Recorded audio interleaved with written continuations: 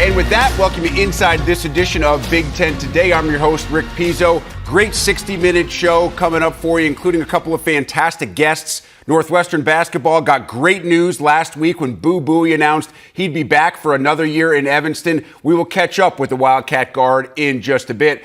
Adam Steinberg and the Michigan tennis team come off an amazing Sweet 16 victory. The drama that comes down to a tiebreaker in the final match. We'll recap that victory and look ahead to the Elite Eight showdown for the Wolverines coming up.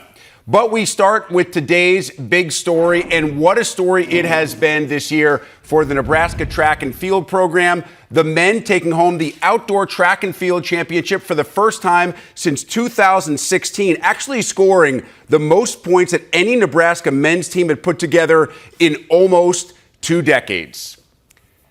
And with that in mind, welcome in the head coach of the Nebraska track and field program, Justin St. Clair. Justin, first and foremost, we truly appreciate the time. Thanks for being with us on Big Ten Today. And congrats to you and the Huskers on such a terrific performance at the Big Ten Outdoors. Hey, thank you so much, Rick. Really appreciate it. It was, a really fun event and good competition. And the Big Ten is highly competitive, and it was just a great time going out there and competing with everybody out there. And bringing home the title was, really exciting for the program.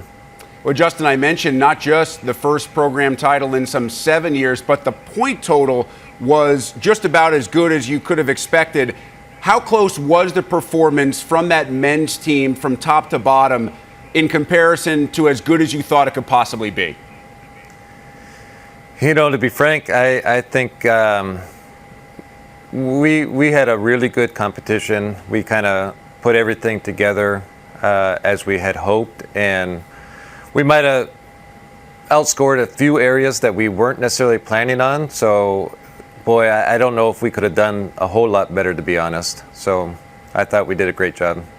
I know that your background when you first came to Lincoln had been as a throwing coach, as an associate head coach, spent a lot of your college career in that particular area. And when you talk about the men's throwers and the battle you had between Maxwell Otterdahl and Jonah Wilson, Maxwell takes home the discus championship, Jonah takes home the shot put championship.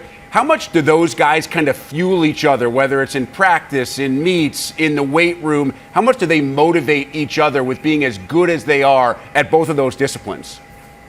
Those two are exceptional together. They really feed off of each other's energy. And it's a really friendly competition every day, whether if it's training, outside throwing, or in the weight room.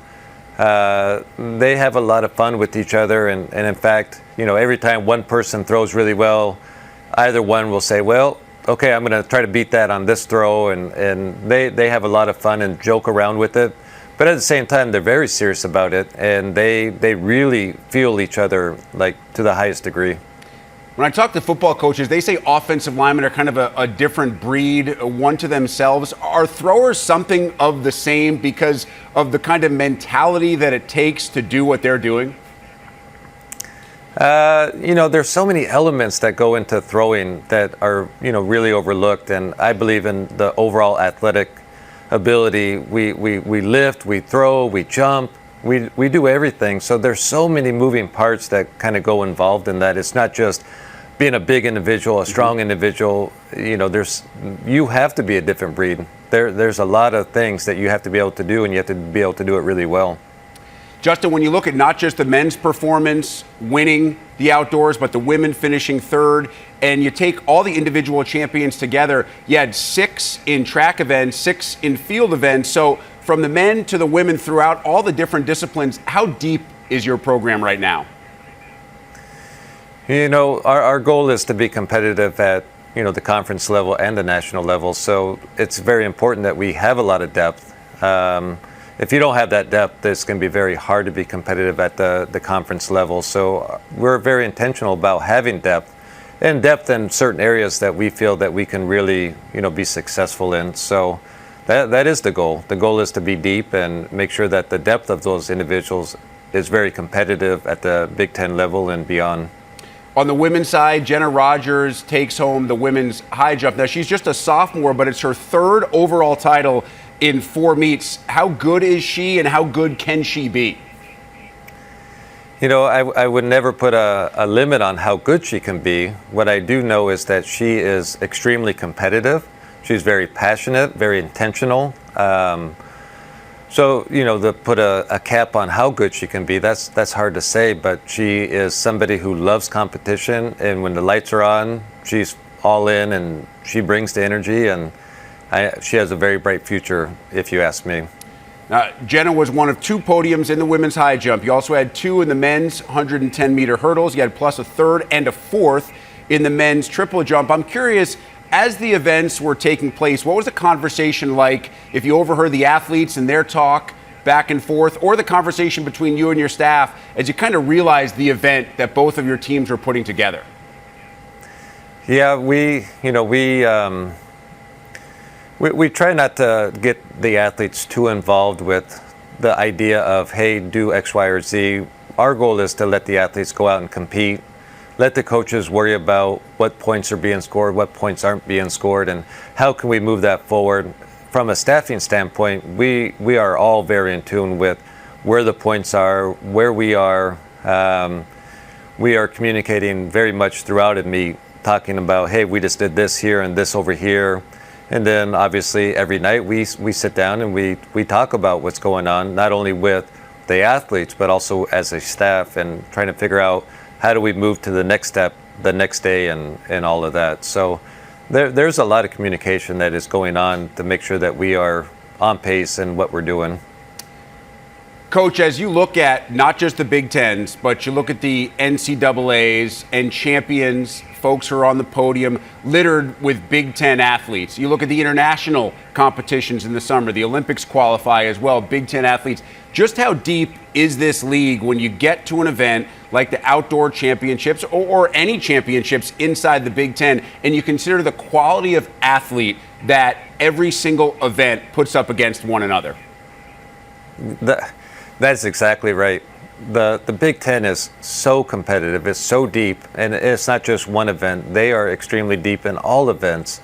So you start looking at the NCAA list and performance list, and you do see a lot of Big Ten athletes that are right amongst the top. So going into the Big Ten championships like we just had and placing really well there is a really good indicator where those individuals fit in at the national meet. And it's extremely competitive. And that to me is really great, because it's nice to be able to have a really competitive conference. So then when you go to the national meet, you know how to prepare and you know what to expect. Now, from the outside, folks would look at the transition and your bio and say, man, Coach St. Clair, he just gets there. He's the associate head coach and the throwing coach. And then Coach Pepin, a legend, obviously retires. You get the interim tag basically 6 months after you arrive. And then in February, you're named the permanent head coach. It seems, reading it, like it was a bit of a whirlwind. What did it all feel like for you? I would say that it was... whirlwind's a good way to describe it. I think it's a tremendous opportunity and time. A lot of work and time has been put into that. And, Coach Pep and I are good friends, and we communicate often still. And he was one of the biggest reasons that I came to Nebraska. And I'm very thankful for him. So it's been a fun transition, and one that I've really enjoyed, and one that I really look forward to moving forward throughout the years. Justin, what did you learn from Coach Pep? What sort of lessons did he teach you along the way? Obviously, a guy who is literally considered a legend in this coaching field. Legend for sure, without a doubt. When I think of track and field, and I think of field events especially, I think of Coach Pepin. And there's so many things, just learning how to manage a team, learning how to manage the ins and outs of recruiting, what the difference is of being able to recruit somebody that can compete at the level that we need them to compete at, and also making sure that we are recruiting the type of individuals that fit well with our program on what we are trying to do and what our expectations are, not only athletically but academically and socially as well, because all of those variables are really important in the success of what we're trying to do. Now, Justin, I want to take you way back in your life and in your career, because the transition I mentioned may not seem as significant as the transition I understand you made at the beginning of your college coaching career. You were in law enforcement with a potential path into the DEA, and instead you decide to go into college track and field coaching. What's kind of the shorthand version of that story? To me, that was my focus in college, was criminal justice and political science. And in my mind, law enforcement and coaching, there is not a big distinction between, in my mind, because the intent is to be able to serve. My goal is to be able to serve and help people achieve and get better at what they do. And the big difference, obviously, for me is the difference in law enforcement. A bad day in law enforcement, you may not go home, or bad day in coaching, somebody doesn't have a great performance or a minor injury or something like that. And to me, the ultimate thing is being able to serve and lead people and help them navigate kind of not only life, but also athletics. Obviously doing a great job leading right now with that outdoor championship for the men and the top 3 finish for the women, but greater goals. Obviously, everybody now focuses on the next step. As you get ready with the men's team now up to number 6 in the national rankings for the Nationals, what's the goal, Justin, in terms of making sure the athletes are, because this is never easy at this time of the year, as rested as they need to be, but also in peak shape and primed to perform as best as they can against the nation's best? Yeah, absolutely. That's a big challenge. There's a lot of moving parts. We're in finals week right now, so we have to navigate the academic side, the recovery side from competing at the Big Ten championships, and then also be thoughtful and mindful of moving forward to the regional meet and how to advance out of the regional meet and onward to the national meet. So you just have to pay attention. In my mind, we're not going to learn a whole lot of new things technically right now. Let's just make sure that we are prepared mentally and physically, rested and ready to go. So I think we'll be moving forward and advancing, and we'll just have to kind of see where things fall. A confident smile, and it should be confident. Setting a high bar at the men's outdoor early in his Nebraska coaching career. Track and field head coach Justin St. Clair, kind enough to join us on today's edition of Big Ten Today. Justin, great to meet you. Really enjoyed the chat. Congratulations again on the title, and we wish you and the Huskers the best of luck moving into the Nationals. Thank you so very much. I really appreciate the time and the opportunity, and we'll get after it the best we can. Northwestern.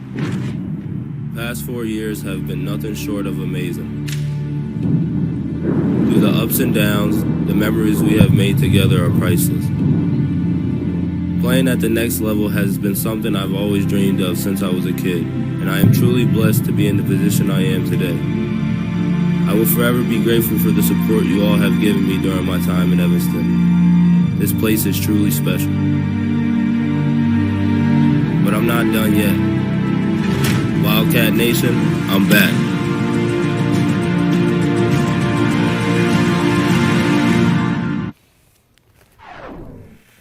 I'm not sure I've seen a cooler return announcement put out by any athlete. Buie of Northwestern, making everybody that wears purple very happy with that announcement. We'll get into your decision in a second, but what went into that video, man? That Twitter announcement was fire. Yeah, I appreciate that. That's just the Northwestern, media people doing their thing. They kind of came up with the idea.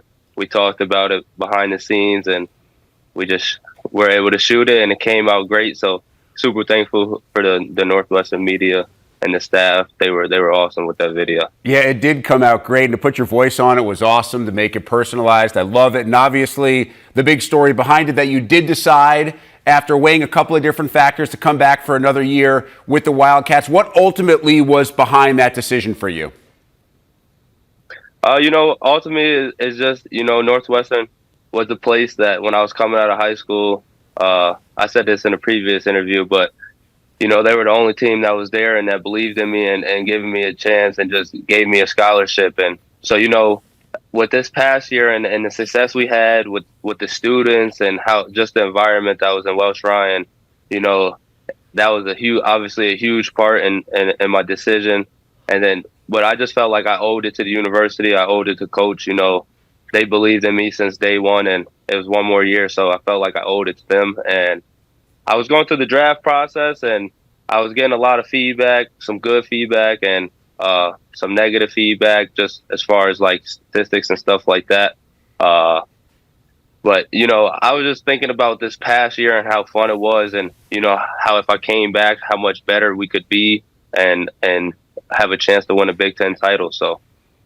You had so many amazing moments, Boo, during that year. You pointed out the students. I mean, it was packed on campus every single time that you guys were at home. You had some dramatic last-second wins, some great come-from-behind wins. What kind of stands out? I know it may be impossible to pick out one or two moments, but what kind of stands out to you from the outstanding season that you and the Cats had last year? Yeah, what stands out is just we were a team that prided ourselves on a lot of toughness and just doing whatever it takes to win. And there was a stretch, I believe, after we played Iowa, or before we played Iowa, we had got a couple COVID cases, and we had to take a week off, and everyone was thinking like, oh, they're gonna come out, they haven't played in a week, COVID, and even myself, I was thinking like, man, I really don't hope this sets us back or anything, and we were able to come off that break and win 5 in a row, beat a number 1 Purdue and top 15 Indiana back to back. And then, going on to win another one against Iowa. So I think that at that point in the season, when we came out of COVID and just we came off that little COVID pause, and, we just persevered and we fought through adversity. And that's when I kind of knew, like, man, this team is special. Special enough to get to the NCAA tournament for just a second time in program history. And you back up getting there by winning a game against Boise State as well. Do you feel like, Boo, that with this second appearance and the way that you guys performed on the national stage, that maybe the national perception of Northwestern basketball has been altered a little bit? I mean, yeah, definitely. We're definitely starting to get a little more attention, a little more recognition. And, that was kind of one of the things that was one of my goals when I first came in, talking to Coach. The recruiting pitch was to, come and rebuild. I came in at a rebuilding stage, and I wanted to be a part of a team that was going to be the second time in program history, and I just wanted to change the narrative on Northwestern basketball. So it's glad to see that it's kind of starting to change based off this last season, and just coming back next year and continuing to do what we did this past year can really stamp that. So looking forward to it. Boo, in terms of your maturity and the way that maybe your game changed and evolved, what were you most proud of regarding the jump or the different steps that you made from the previous season to last year? I get this question a lot. I think the biggest thing is just my leadership. Not so much with my actions, just with my voice, and just being there for guys on and off the court constantly, and just letting my teammates know like I'm here for them. I want the best for them. And because I've been a guy who always, when I was coming and playing like at a younger age, I would kind of just lead by example. I wouldn't really use my voice and stuff. But, that stuff matters at this level. And, when you have a bunch of coaches and they're super hard on you, you kind of need a voice that's kind of motivating, because, the coaches their job to get you better and, kind of beat you down and be that adversity for when the game comes, So my job is to keep everyone steady at a steady pace and just control the floor and control everybody's mental thoughts. Whether guys are making or missing shots, just control the tempo and just keep everybody level-headed. How much of that, Boo, is simply a matter of being around for as long as you've been around and becoming a more mature, not just basketball player, but person? Yeah, it's definitely, I've done a lot of time here in Evanston, and I've played a lot of games. So, the younger guys, they kind of look up to me and respect me as far as, when it comes to leadership and the things I have to say, because they know I've been through things. They know I know things. So they do a great job of listening, and they're super fun to play with. They'll do anything for me. I'll do anything for them. And, those are the type of guys you want on your team, and those type of guys you want in your life forever. And all my teammates are going to be in my life for the rest of my life. So I'm just super thankful for them. And obviously anybody who has followed your career, who follows Northwestern basketball, knows that on that coaching staff that you talked about, your brother, who had a terrific career himself inside the Big Ten, how much credit does Taylor deserve? And maybe you don't want to give Big Bro too much love, but how much credit does he deserve for kind of the growth of that you've made over the last year or two? No, yeah, he definitely deserves a lot of credit. Ever since I was about 14, he's kind of been the one who's kind of taken over and been my mentor for my basketball career and the decisions and working me out and stuff like that. And then even since he joined the Northwestern staff, talking about that leadership role, he just really holds me accountable, and he doesn't allow me to make excuses and do certain things that are bad examples of leadership. So I think that's what's really helped push and develop my leadership even faster. So definitely huge credit. He's always on me, never lets anything slide, as well as the other guys. And he's just young, and he was a great player in the league. He knows the league. He knows how to play, and so he's just really good at motivating guys and getting guys better. It's interesting to hear that it can be hard on you, and you mentioned obviously this coaching staff. Like most successful Division I programs, the staff can be hard on the guys sometimes because Coach Collins, you talk to him off the floor, and he's a soft-spoken, very easygoing guy. I imagine inside the arena, especially during practice, it's a slightly different vibe. Yeah, exactly. I mean, if you want to be good, you got to be disciplined, and I've never been disciplined in a nice way, so it kind of makes sense if you really look at it. And like you say, all of those top Division I programs that are winning programs, they have super discipline and they're coached super hard. Doesn't mean they're not loved, but they're just coached super hard, and you got to be able to take it and realize the difference.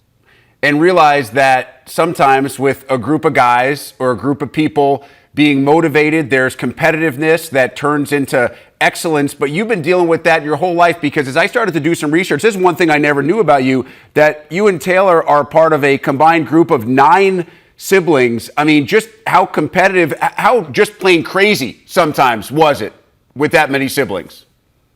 Yeah, it was super competitive. We're still competitive to this day. Everybody wants to be the best sibling. Everybody wants to be the best child, whether that's and being the most successful in life or, being the most successful and just a hobby.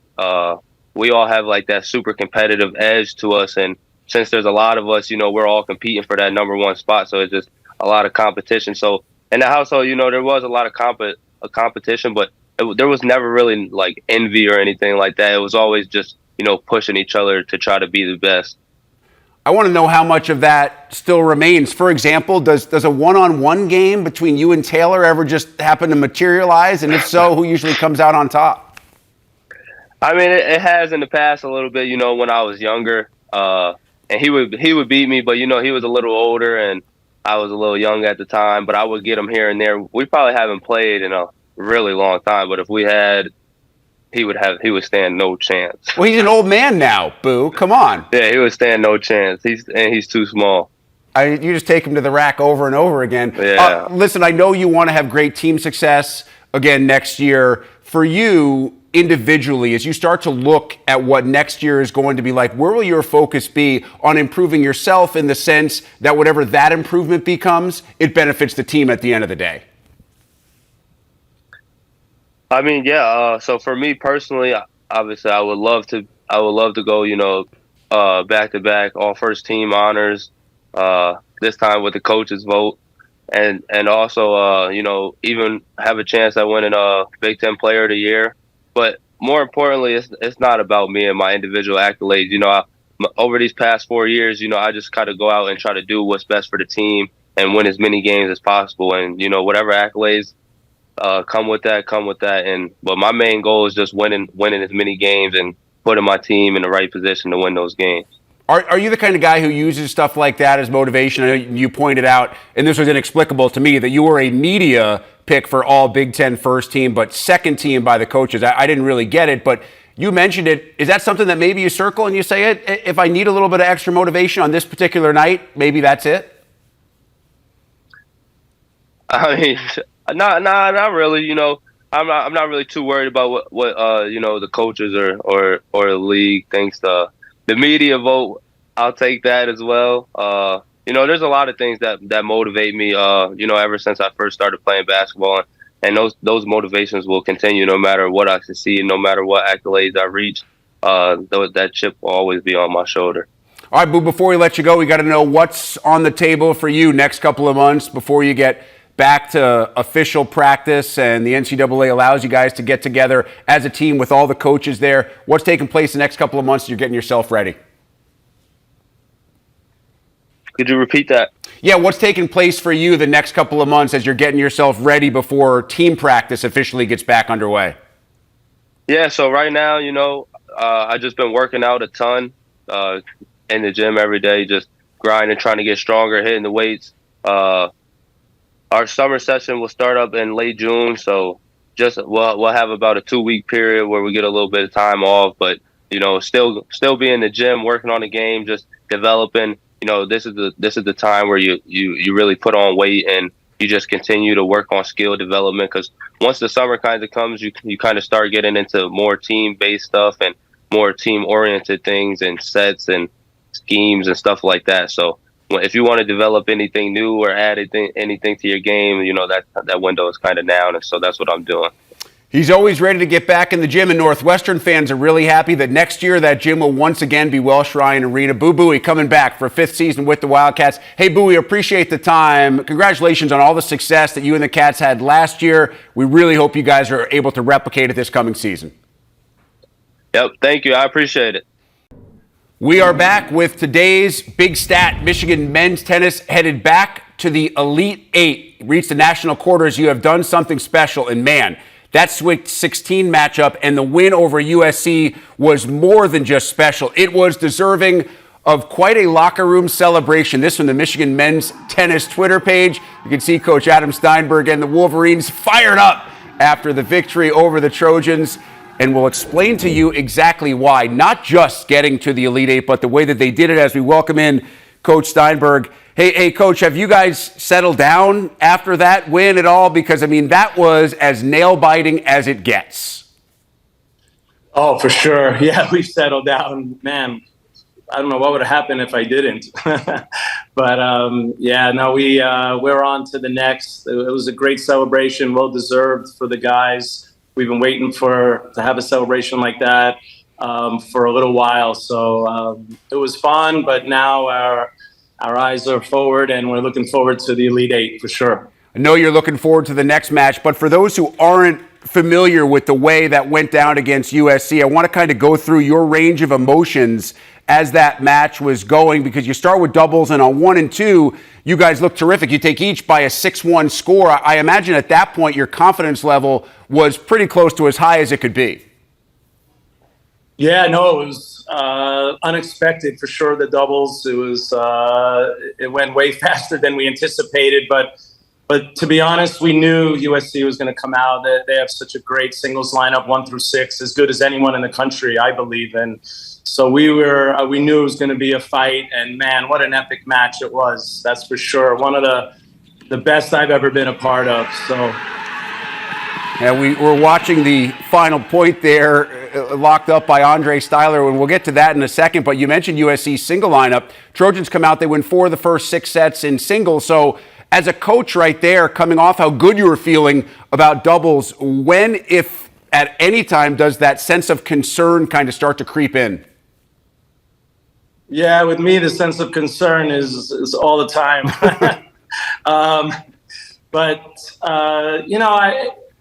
Playing at home obviously helped a lot. And then these guys, I knew that, how important it was to get to this Elite Eight and get back to where we were last year and even obviously go forward. And we lost those few sets and nobody panicked. I don't think anybody did on any of the courts. You could feel it. The crowd was still behind us, and it was, then it was time to battle. And that's what it's all about. They're tight. You get concerned, you get worried, but those are the fun ones, man, that come back like we did. And that epic finish was something to remember. Yeah, you mentioned no panic. Andrew Fenty hasn't panicked all year. He has been so good. He's down 2-4 in the first, and he goes on a streak where he wins 7 straight games on his way to a 6-4, 6-3 win. That's his 36th victory of the year. What has he meant to your team this season?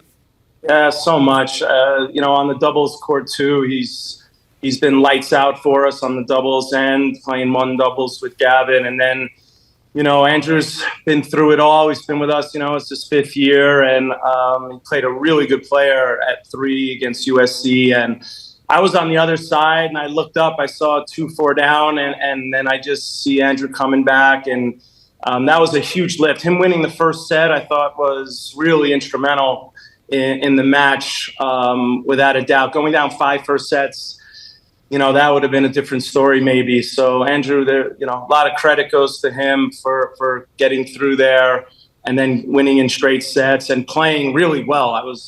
Every time I went over to that side, I was really excited about how he was moving, competing, playing. So he's obviously one of our leaders and someone we really look to in those moments. So now, after you win that match, you're going to need both Gavin Young and Andre Styler to win each of their single matches, and they're both in the 3rd set. Now, Gavin goes up 5-1, goes on to win 6-2, so everybody in the building now knows it comes down to the 3rd set on court 1. What are the collective nerves like at this point? Yeah, I almost left. No, it's. I've said this before, and I mean it. I mean, having Andre out there gives everyone a sense of calm. I think everyone associated with our program would say that. Obviously, the nerves are there. It's 6-all in the 3rd. It's 3-all to go to the Elite Eight. But Sty, as we call him, has been through those moments so many times. I've never had a player play more matches at 3-all than this guy, and he pretty much comes through, I believe, every time. So we were obviously confident that he's out there. He's 6'6", huge serve. That always helps. That calms the nerves too. But having Sty out there was, if we had to pick one guy, he'd be the one that we'd want to play that match. So you're nervous, but you're confident that he'll get through. And he does, but the match itself is epic. He's up 5-3 in the 3rd. He has a chance to close it out. His opponent from USC fights off not 1, but 2 match points. We go into a breaker, and he's actually down 1-4 in the breaker before he wins 6 of the next 7. I mean, that is some serious fortitude to come back after you've given up a couple of match point opportunities. When was the moment that everybody felt like they could actually exhale? When they shook hands. That was when we exhaled. I mean, at 4-1 down, for sure, you're as a head coach, you're thinking a million things. But when he got the 2 points on his serve at 4-1 and got back to 4-3, I think we all exhaled a little bit and was like, okay, now it's Sty's time. And that's exactly what happened. And he obviously, was fortunate to get that double fault at match point, but to get back and, like you said, to win that many points in a row and get back up 6-5 and have match point there from 4-1 down was like you said, it was epic, man. I mean, he fell down during one of the points at 4-all on his back in the middle of a point. It was an amazing college match. That's all I can say for sure. And so now you're off to the next step, facing number 2 nationally ranked TCU in the quarters. So what's the combination been like for you between prep and rest? I imagine at this point, especially after a match like that, rest is pretty paramount getting into this weekend. Yeah, we got some old guys on our team, older guys, seniors, that they need more rest than I think the others. But, I mean, these guys are so excited to play here. For some of them, it's their last time to achieve the goals that we set out early in the year. And obviously there was some rest for sure. I think playing Friday helped a lot, having that Saturday off. And then, but we're down here now in Orlando, and it's hot and humid, and we're getting ready though. And the guys I can tell, they can't wait to play. So, you have 1 week here to achieve a dream of a lifetime. So I know, they can be tired in June, not now. Adam, I do want to finish with just a mention of your playing career, because you were a Big Ten athlete yourself. You played at Penn State, and then you became a head coach 2 years later. I mean, do you ever look back now and laugh at the stuff that you didn't know when you took your first head coaching job in your mid-20s? every day. Every day I laugh about it. Yes. That's funny you bring that up. Don't bring up my playing career. Let's go right to the coaching. But yeah, I think about it all the time, actually, about the things I used to do in 1989 and 90 and when I was first starting out and how I am now. But have loved every minute of it. Wouldn't trade it for a second. It's been a lifetime dream to do what I've done. So started at St. John's, was amazing, and being here in Michigan is also obviously a great honor to coach here. All right, I do have to know before I let you go, you've been at other places as well, including Pepperdine, where you won a national title. Does the trophy ever get busted out just in moments where you need to show the guys maybe a little bit of extra motivation? Like this is the carrot that we dangle at the very end of the rope? Yeah, I don't have the trophy, but that's a good idea. I should have had Or they should have given you at least a medal, like something that you could take with you when you leave. Yeah, I may bring it up, but these guys, they don't need any extra motivation. We have great leadership and great assistant coach, and keeps these guys on the right track. And they know what the goals are here, and we're going to go for it. That's for sure. We can't wait till Thursday night to get it started. And we can't wait to watch it. Adam Steinberg and the Michigan Wolverines off to the NCAA Elite Eight. Adam, congrats on all the success. Wish you the best of luck against TCU. Thank you so much. Thanks for having me. It was fun. Minnesota caught a heater late in the season as the Gophers not just earn a trip to the NCAA tournament, but a trip to Seattle, Washington for the regionals. The University of Washington is the host, but right now, this Minnesota team is a squad that no one wants to deal with in a win or go home type situation. And one of the reasons the Gophers caught fire late in the year and have been really good and really dangerous right now, sophomore infielder Kayla Chavez, who joins us from Minneapolis. Kayla, I want to start with you being in Minneapolis because I did some research and I know you describe yourself as a Cali girl. You're from the West Coast. You like Cali rappers. You like the beach. So how on earth did you end up in the Twin Cities? Yeah, it was all because of our three coaches right now, Coach Ritter, Coach Wynn, and Coach Smith. Like, it's an amazing coaching staff, and this group of girls is so amazing. It's like a family style, and I just love it here.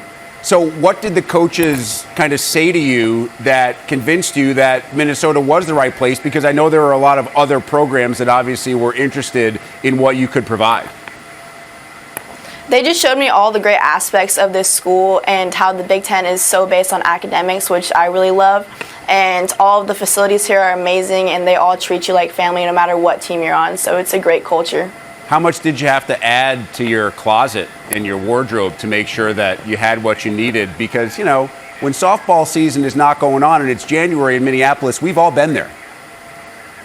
Yeah, I had to buy a whole new wardrobe of snow clothes because that's not a thing in California. Did you actually have to buy them in Minnesota? I'm not sure that California even has those stores nearby where you grew up. Yeah, everyone tells you in Minnesota that whenever you buy snow clothes, don't buy them from where you're from. Buy them in Minnesota because they're not going to be warm enough. And I think they're absolutely right. Hey, listen, you've been very warm at the plate. You're second on the team in batting average this year. You're just one hit away from 100 as a sophomore. So obviously, you understand what you have to do when you're inside the box. What's your key, your biggest approach when you step inside the box as a hitter? My biggest approach is just to be confident and believe in myself and know that I'm a good hitter and not let any pitcher get in my head. No matter who I'm facing, it doesn't matter. I know what I can do at the plate, and that's all I have to do is be confident. So it seems like that's been the case for you since you stepped on campus, but that's not always the case for a lot of first-year players who are really taking a step up in terms of the pitching quality that they're facing. Where did that kind of confidence come from for you? It came from every coach that I've ever played for. Starting in travel ball, they started me young, telling myself just to believe in myself, because as long as you believe in yourself, no one can beat you. And there has been a couple of situations this year where they've been pressure-packed, to say the least. I want to go back to one of your two walk-off home runs. It was the end of March. It was against Penn State. Bailey Parshall, who's been around for a very long time, one of the best pitchers in the country, is inside the circle, and you walk it off with a two-run bomb. Do you remember that specific at bat? And if so, what do you remember about it?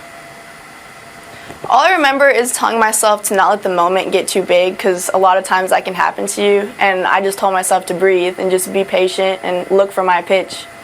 Anybody that's ever played softball, baseball, has had that dream in your own backyard, right? There's 2 outs in the bottom of the last inning, and you hit the walk-off. So for those of us who have never experienced that, which includes myself and pretty much everybody that's watching, what does that actually feel like when you realize what you've accomplished and you start that trot around the bases? There's no better feeling than that. Like, once you feel it off the bat and you know it's over, like, you're just the happiest person on earth at that moment. And to feel like all your teammates running out of the dugout and the whole stand standing, clapping for you, like, there's no better feeling than that. And I don't think you knew at that time maybe just how significant that specific hit was. You guys were stuck in a 4-game losing jag. I believe it was Oklahoma State and then 3 in a row to Northwestern. And you're in danger of losing, I should say, 5 in a row. That home run propels you guys to a win, and it's part of a 17-3 finish over the last 20 games of the regular season for your team. What kind of clicked over that last 4 to 6 weeks for the Gophers? I think we all just came together as a team and said, like, we're starting Big Ten play. We need to just, like, pick it up. And something clicked. Oh, we also started getting our rally lizard, Larry. And that also helps, like, the momentum going. Tell me, what's the backstory behind Larry? How did Larry come to be? Larry is Autumn's lizard, and she brought it to the game with us. But for the most part, like, there was a game where we weren't doing the best and we weren't hitting. She brought Larry out, made everyone give him a kiss, everyone gave him a pat on the head, and we all started doing good. So ever since then, Larry's been at every single game, and he's going to continue with us. And no one's afraid of the lizard? I know there's a lot of people that generally don't like lizards. Yeah, everyone loves him because he's a stuffed animal, so he can't really do nothing to you. If it was a real lizard, there'd probably be a few people on our team afraid of it. I think that's probably a good call. So you mentioned Autumn being Autumn Peace, and she is just a phenomenal player. The Big Ten Pitcher of the Year, what she does inside the circle. Now, you get to see her every day in practice. What makes her so good?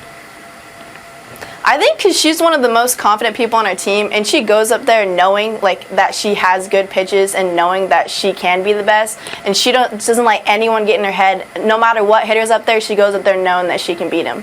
How nasty is her stuff compared to some of the other great pitchers that you face? Oh, Autumn is amazing. Like, her changeup is one of the best I've ever seen.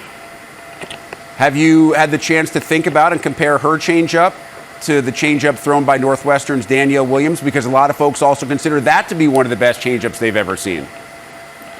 Yeah, I haven't really compared them both, but I know they're both amazing pitchers and they both have amazing changeups. So. All right, so you, Autumn, and the rest of the team headed back west. Now, it's not Cali West, it's the Pacific Northwest this weekend for the Seattle Regional. How excited is this team for the opportunity to keep playing and perhaps move on past regionals into supers?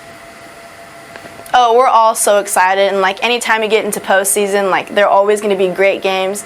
We know every game's going to be close, so it's just going to be a really fun tournament. What's the prep been like for you guys? How long did you kind of decompress after the Big Tens, and then obviously hearing your name called and knowing who would be in that quad before you started kind of getting ready for what you'll face this weekend?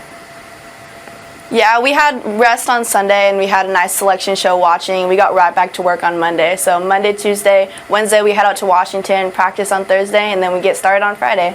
I know it's a business trip, but are there any plans to do any, like, Seattle stuff for those who have never been there, like Space Needle, the original Starbucks, the market, any stuff like that? A lot of us were talking about wanting to go to the original Starbucks, so we'll see if that happens. Hopefully you'll have at least enough time for that. I know Coach Ritter is thinking of this as a business trip. Maybe that's all you have on the outside itinerary other than softball. Kayla, Chavez, hey, great to catch up. You're having a terrific year. We hope you and the Gophers keep it going this weekend at the Seattle Regional. We appreciate taking a few moments with us today. Yep, thank you for having me. Row the boat.